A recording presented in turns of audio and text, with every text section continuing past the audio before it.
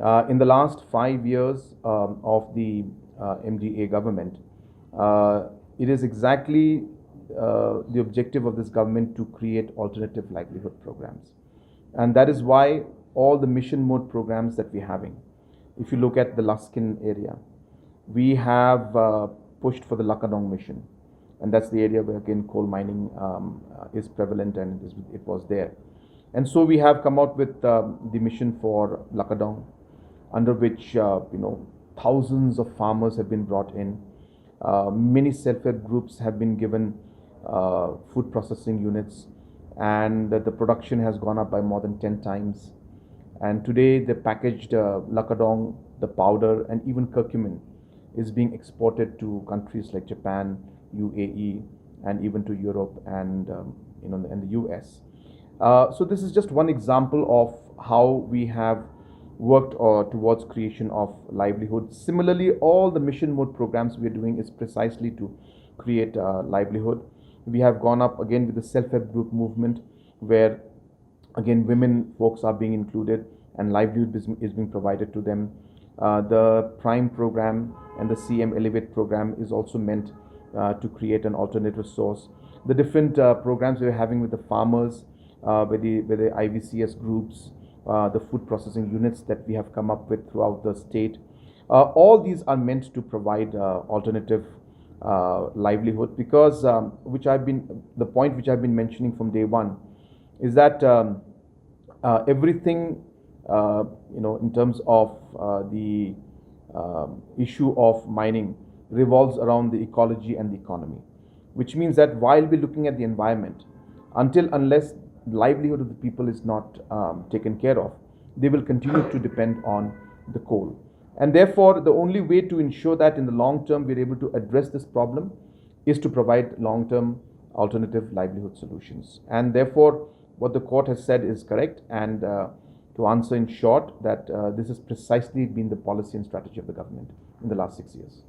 Well, we are at a very, very, again, advanced stage, but I have to repeat this again, which I mentioned to you last time also, that Meghalaya is in a very unique position because of the land holding rights that we have.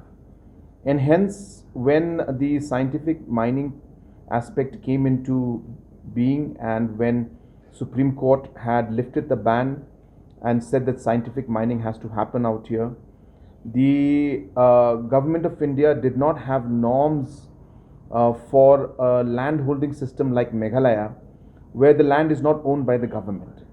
So in every other location in the country, the land is owned by the government, and any individual who wants to applies and takes lease from the government and then mines. So here the situation is completely different.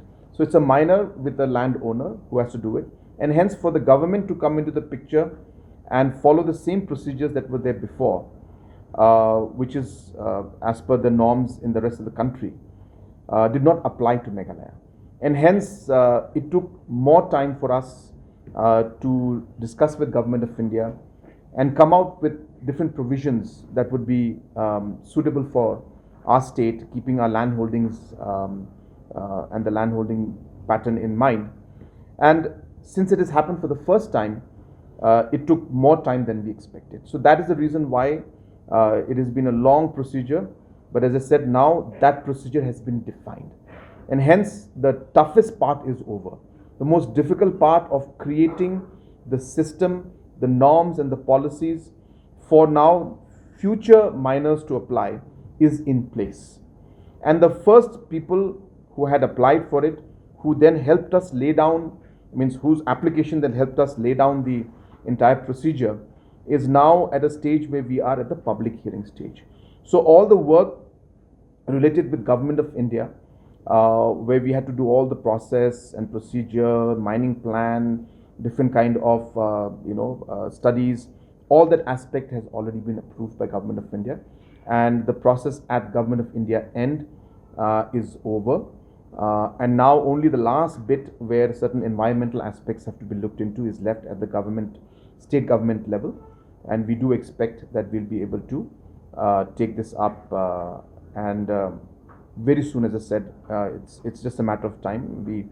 right after the elections, we should see that we should be able to give good news to the people. But again, as I said, I don't want to jump the gun because these are procedures for the first time happening. We could have glitches which could again delay things.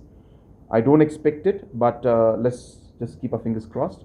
But we are, as I said, for the first time treading this particular path, and so it's not always easy. There are always surprises, element of surprises there. But I'm hopeful that we should be able to reach to logical conclusion very, very soon.